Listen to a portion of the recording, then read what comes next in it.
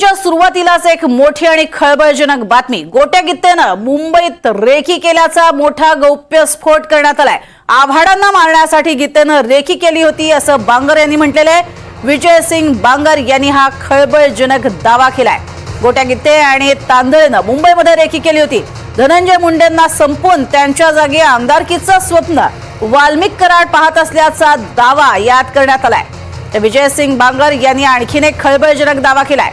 गोट्या गित्ते आणि तांदळे नामक युवकानं मुंबईत जाऊन जितेंद्र आव्हाड यांना मारण्यासाठी रेकी केली होती असंही विजय सिंग बांगर यांनी म्हटलंय.